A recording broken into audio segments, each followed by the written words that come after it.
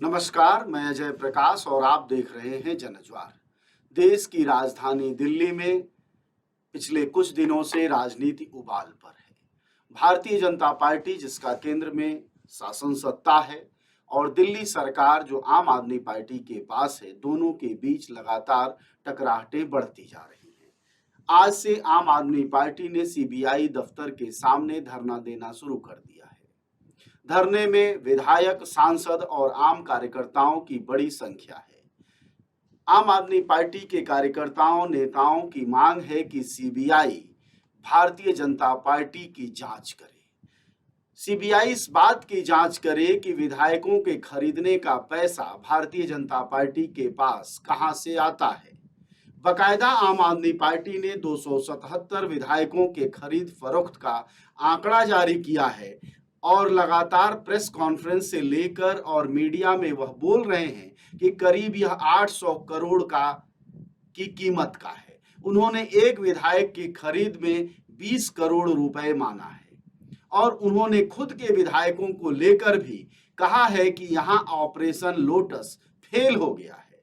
आम आदमी पार्टी के नेता और सांसद संजय सिंह, आम आदमी पार्टी के दिल्ली के उप मुख्यमंत्री मनीष सिसोदिया और खुद मुख्यमंत्री अरविंद केजरीवाल ने इन आरोपों को अनेकों बार लगाया है। हालांकि इन तमाम आरोपों का कोई मुकम्मल जवाब भारतीय जनता पार्टी नहीं दे पा रही है। यहां तक कि आम आदमी पार्टी के स्कूलों के दिखावे की बातें कही गई, वह भी टकराहट में बदली और बकायदा एक टीवी चैनल पर बैठकर आम आदमी पार्टी के विधायक सौरभ भारद्वाज और भारतीय जनता पार्टी के प्रवक्ता गौरव भाटिया के बीच तू मैं हुई और उसके बाद शर्त लग गई कि आइए हमारे स्कूल देखिए। गौरव भाटिया ने यह चैलेंज स्वीकार किया, लेकिन सौरभ भारद्वाज के साथ वह स्कूल जाने को नहीं तैयार हुए या यूं कहे डर गए। बकायदा आपने वह वीडियो देखा होगा जिसमें सौरभ भारद्वाज और गौरव भाटिया के बीच स्कूल जाने को लेकर टकरार हो रही है। ऐसे में दोस्तों, यह एक अच्छी बात है भारतीय राजनीति में कि कम से कम पैसा, परिवार और इन चीजों की बहस की जगह बहस मुद्दों पर हो रही है। बहस भारतीय जनता पार्टी के घोड़ा खरीद पर हो रही है। बहस आम आदमी पार्टी की अच्छे स्कूलों पर हो रही है। बहस इस बात पर हो रही है और धरना सीबीआई दफ्तर के सामने दिल्ली में इस बात का चल रहा है कि सीबीआई वाले साहब लोग जो देश भर में ईडी और सीबीआई के रूप में आप जगह जगह छापे मार रहे हैं, चोरों, भ्रष्टाचारियों को कथित तौर पर पकड़ रहे हैं, सबसे पहले पकड़िए विधायकों के खरीद का पैसा भारतीय जनता पार्टी के पास कहां से आया है। बहुत साफ है, आप सब भी समझते हैं कि सीबीआई यह नहीं करेगी। भारतीय जनता पार्टी केंद्र की सत्ता में है, सीबीआई उसके पास है। आप सबको याद होगा कि जब कांग्रेस की सरकार थी तो उसे तोता कहा जाता था, अब वह तोता बुलबुल में बदल गया है। हालांकि बुलबुल का रिश्ता वीर सावरकर से है, पर अभी संदर्भ नहीं है, इसलिए वीर सावरकर वाली बात कहना उचित नहीं है। पर स्थिति यही है कि तोता और बुलबुल के बीच सीबीआई फंसी हुई है। ईडी भी एक चीज है। ऐसे में भारतीय जनता पार्टी को आम आदमी पार्टी ने अभी 8 सालों की अगर स्थिति देखेंगे तो ऐसा पहली बार है जब नकेल कस दिया है। दिल्ली में दोनों पार्टियां हैं, दोनों पार्टियों के नेता हैं, लेकिन आम आदमी पार्टी ने भारतीय जनता पार्टी को बिल्कुल एक्सपोज कर दिया है। सबसे पहले एक्सपोज किया है वो ये है कि लोटस, ऑपरेशन लोटस जिसको बीजेपी खुद कहती है, जिसके भरोसे उसने मध्य प्रदेश में सरकार गिराई, जिसके भरोसे महाराष्ट्र में सरकार गिराई, इस तरह की स्थितियां लगातार, और आप देख ही रहे हैं कैसे हेमंत सोरेन जो कि झारखंड के मुख्यमंत्री हैं अपने विधायकों को लिए लिए भाग रहे हैं। बहुत साफ है कि इस तरह की अंधेरगर्दी अगर जांच एजेंसियों के रहते भारत में हो रही है तो आखिरकार कोई कहां जाएगा।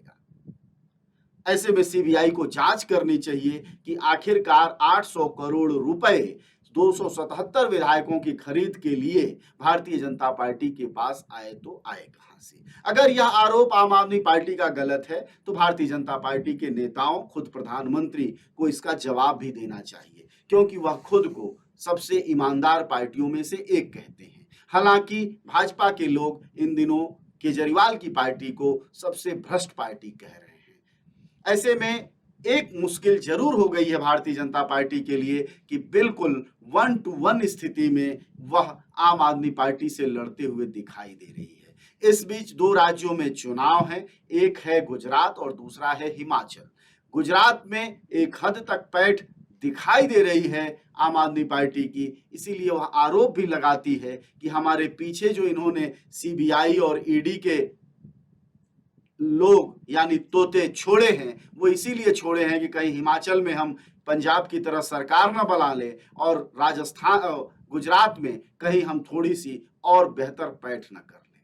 पर सवाल ये है कि क्या लोकतंत्र में जो जांच एजेंसियां हैं जो कि हमारे देश, संविधान, सरकार की रक्षा के लिए हैं, वह क्या किसी एक पार्टी की राजनीतिक तानाशाही बरकरार रखने के लिए या एक पार्टी का अधिनायकत्व कायम करने के काम आएंगी? यह एक बड़ा प्रश्न है जो कि आम आदमी पार्टी ने पूरे देश भर में राष्ट्रीय स्तर पर ला खड़ा किया है। और यह एक जरूरी वक्त भी है जबकि पूरे देश में आम आदमी पार्टी की चर्चाएं चल रही हैं इस बात को लेकर कि चलो कोई तो पार्टी है जो कि भारतीय जनता पार्टी से 1-to-1 टकरा रही है। और सबसे बड़ी बात कि एक तरफ बीजेपी और सीबीआई और ईडी इनके घरों पर छापा मार रही है और दूसरी तरफ इनके नेता एकदम चौड़े होकर टेलीविजन पर, अखबारों में, मीडिया में बयान दे रहे हैं कि हमारा तुम कुछ भी नहीं बाल बाका कर सकते हो। अगर इसको दूसरी भाषा में कहें, बोलचाल में, तो कह रहे हैं, चाहे वो मनीष सिसोदिया हो या संजय सिंह हो या केजरीवाल हो या तीसीमार लेना हो या सौरभ भारद्वाज हो, यह सभी कह रहे हैं कि तुम हमारा कुछ नहीं उखाड़ पाओगे क्योंकि हमारे पास कोई ऐसी धन संपत्ति नहीं है। दूसरी तरफ केजरीवाल लगातार इस बात की आशंका जाहिर कर रहे हैं कि आने वाले समय में मनीष सिसोदिया को गिरफ्तार किया जा सकता है। बहुत साफ है कि चौतरफा बीजेपी को आम आदमी पार्टी के मुखिया केजरीवाल ने एक्सपोज कर दिया है। ऐसे में देखना यह है कि बहस में जो बहस स्कूल से चली थी, शिक्षा व्यवस्था से चली थी, अब सीबीआई और शराब नीति पर आके टिक गई है, उसका असर आने वाले चुनावों में क्या दिखता है। हालांकि अभी जो स्थिति है उसमें भारतीय जनता पार्टी थोड़ी सी पीछे दिखाई दे रही है। जैसे आक्रामक रहती थी वह आक्रामकता कम से कम आम आदमी पार्टी ने कम कर दी है। कहिए कि समय रहते एक नकेल लगा दिया है आम आदमी पार्टी ने, जिसका असर जाहिर तौर पर 2024 की लोकसभा तैयारियों में दिखने वाला है।